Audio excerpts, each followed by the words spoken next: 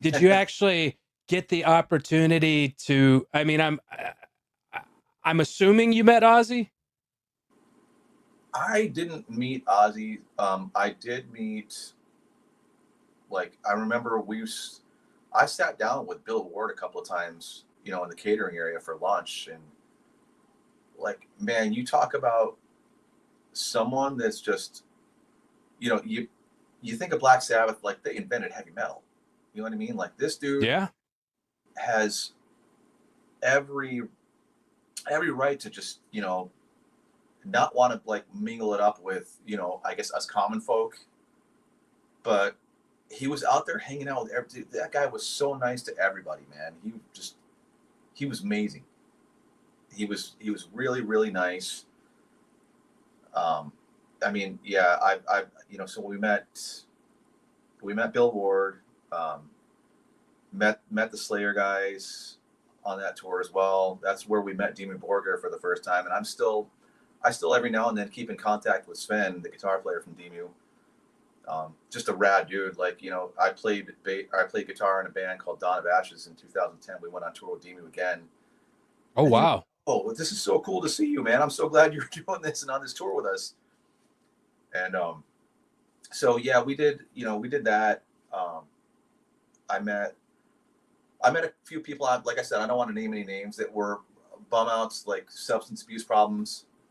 But I mean, like, that whole first Ozzfest was just like a fucking summer camp for all of our friends, man. Because, like, we were all going on tour together before this. Sure. And that whole side stage was just like all People like, you knew. it was all people we knew. Everybody Wow. except for like OTEP. We didn't know them. I think there was a band called Bad Acid Trip. We didn't know them either. But I mean, literally everybody else was all of our they were all homies. You know what I mean? Sure. It was awesome. It was such a fun time, but also one of the things that a lot of people don't see is how bored you get, man. Like, because the way they routed that out, you would have like a couple days in between shows, or a day in between shows, and then when you're at the show, the buses aren't allowed to leave the venue, so you're trapped there all day Oh, wow. until everything is all shut down. The driver Wow. stays in their hotel, gets rest so they can drive us to the next place. And Sure. yeah, it Could you was. conceivably get like a taxi though and leave if you Yeah, wanted to? yeah, Yeah. absolutely. Okay. You could leave. Your bus couldn't go anywhere.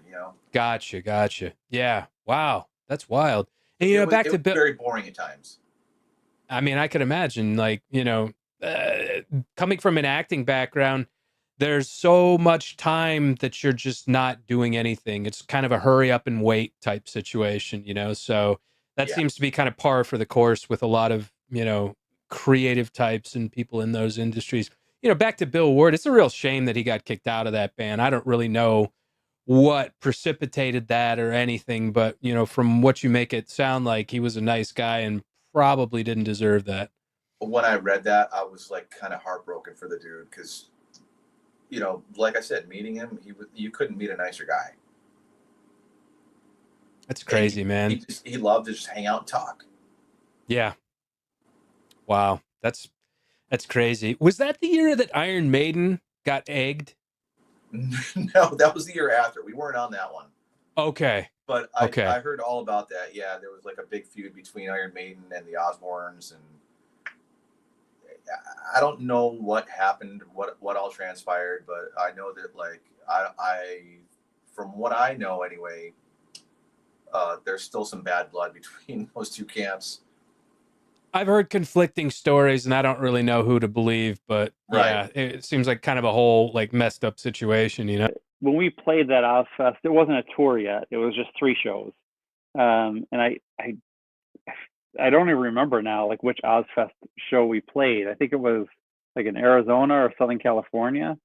I forget, but that was before it was a tour. It was 3 or 4 shows, and a lot of it I think was like we played the second stage, and I think a lot of the second stage bands were brought to Ozzfest because they were bands that Ozzy wanted to sign. Or, I mean, probably more Sharon Osbourne, really. She was probably the one kind of running the business stuff. so we played that show, and it was, I mean, that was like the biggest thing we had done up to that point for sure. I mean, playing Ozzfest was like huge for us. And I don't think, I mean, I remember meeting the guys from Biohazard. They were a main stage band at that show. We were, I think we were like on their bus hanging out with them. It was like it was a huge deal for us. I think Fear Factory played. I remember seeing Neurosis at that show. Yeah. It was cool, and so it was an incredible experience for us. Like definitely the most pro thing that we had done up to that point, like the biggest deal. And then shortly thereafter, you know, they made an offer for us to be on the label, and they also offered us to be on the first full U.S. Ozzfest tour. But it just happened to be at the same time that Carl was due to have his first child. So like, and I mean, you know, he's a good dad, right? So he didn't want to be gone for the birth of his first child, right? So he's like, you can't do it. So we passed up like a giant opportunity, obviously, to not do that tour. And then it was funny because I think his baby ended up being born after the tour would have been over. So I think because the baby was late. I think that's how it went down, but like we got it. Like, you know, we won't want to be away for the birth of our kids either, you know. So but they offered us to be on the label. Sharon like flew out to New York and like took us out to dinner. She was very like motherly towards us. It was really cool. And then when we went through LA, Ozzy came to the show and like hung out with us backstage. And he was very like, he was kind of a lot like he is on stage and, you know, on the show, you know, kind of like hard to understand a little bit, you know, seemed a little out of it. Very, very friendly and cool. Like I remember the big thing that he said to us, like he knew we're a straight edge band. And he was like, said something to the effect like that he was basically straight edge now because he had to be kind of for his health. And that he literally like could not remember like the best 10 or dozen years of his life because he was so inebriated during those years. So he like understood why we did what we did. So that was kind of cool. We connected with him on that level. So it was pretty cool. You know, with Earth Crisis, yeah, you guys definitely had kind of a more metal infused sound. And that really attracted a lot of people from quote unquote outside the hardcore scene. And specifically, you and I were talking about how whenever you guys played Ozzfest, and which I don't know if you watched any of the most recent Ozzy last show, the last Black Sabbath show. You did see that? I've seen some clips, yeah. Okay, yeah. It looked like it would have been pretty cool, especially given the fact that, I mean, the guy's like, you know, he's on his last leg, and I guess he has to sit down in a chair. And yeah, he was sitting on like a throne, yeah. Which is quite honestly the best way to have done that. But I guess some stagehands brought him out on stage, and I was like, why not have some sort of hydraulic lift? I think they did. I think I saw a video where they lift him up. Yeah. Unless it malfunctioned and then they had to bring him out. But I thought I saw a lift. Yeah. Oh, I saw a video. It was a small snippet of a video, and like a stagehand brought him out. And I was like, that's kind of lame. Yeah. The video that I saw did look like something was going not right with it. So maybe that's what happened. Yeah. Okay. But, you know, I had Dennis on the show, and, you know, you guys played Ozzfest, and I asked him, what was Ozzy like? Was he kind of his on-screen, on-stage persona? And what's your kind of whole takeaway from that whole Ozzfest experience? Because that's huge for any band. Yeah. So I don't know how much Dennis got into all that, but like we had a long experience with Ozzy. Like it was not just the Ozzfest. So they invited us to play the Ozzfest because one of their daughters, the one that's not famous, the one that refused to go on the show, she saw, I don't know how or what, but it was the CNN. CNN did a news piece on us. It was called like Network Earth, and it was about like, you know, environmentalism, and they did a whole like half hour on us. It came out actually really good, and I think you can find that on YouTube. It's a really good little segment. But she saw that, and she was like, she called Sharon in, and she was like, "These guys are vegan, and they don't do drugs or anything. And I guess she was vegetarian at the time, the daughter. And so Sharon took interest and contacted Victory and was like, oh, we'd love for them to play, right? So we go out and we play. And then they decide that they're going to start a record label. And so Sharon wants the first 3 bands on their record label to be Earth Crisis, Neurosis, and what ended up being Queens of the Stone Age, but it was Caius. Yeah, it was Caius members, but they didn't have a name yet, right? So it ended up being Queens of the Stone Age. So those are what she wanted to be the first 3 bands on Oz Records. So for probably at least a year, Sharon would show up at our shows in New York and take us to dinner. She would call and leave. At the time I was living upstairs at my grandmother's house, and so I get these messages from Sharon. She's not famous Sharon Osbourne at the time. She's just the behind the scenes Ozzy's wife, right?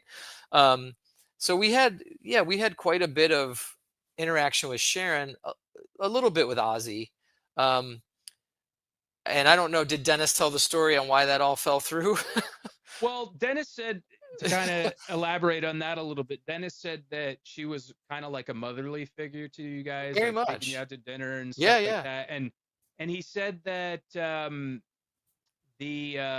with the Ozzfest, I guess some of the law enforcement showed up or something like that.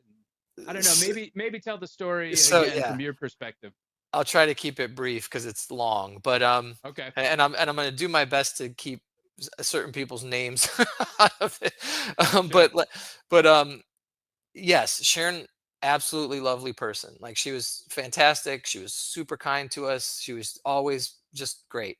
But so we were playing a show in the Palladium in LA. It was us and Downset, and there were these white power guys at the show. And our tour manager at the time was down while we were playing, was down, in the crowd. And these white power guys are hailing and da-da-da. And there's a couple of people pushing them and messing with them. Anyway, long story short, one of the guys turns around and knocks out our tour manager. So we're meeting Ozzy. Like, we finished playing. We're taking pictures with Ozzy. He's talking to us about his label. He says he wants us to come to his house and make us pasta. I mean, it's like this whole thing. It's like this family thing. It's very cool. And we go, our tour manager comes up. He's got a bloody lip. And he's like, yeah, this white power guys just beat us up. Now, I'll keep everyone's name out of it, but a bunch of people that became in popular bands from Orange County were at the show as well, straight edge guys. And they got a whole crew of people, and they're like, we'll wait out front with you guys for these dudes to come out. So we're waiting out front. Somebody points out the guys that did it. Absolute chaos breaks loose. Like, people just smashing them, chase them to their car, smash their car. The cops come, get us all on the ground. We're all like against we have a Winnebago, and we're all against the Winnebago. And as Ozzy is leaving, right, he sees us being arrested up against a Winnebago. And so that, I don't think that wasn't the official end. They ended up not doing the label, but I don't think we were going to be considered anymore. Because of a couple other things too, but that was a big one. I mean, the night we met them, we couldn't, behave ourselves, I suppose, for that evening. So yeah.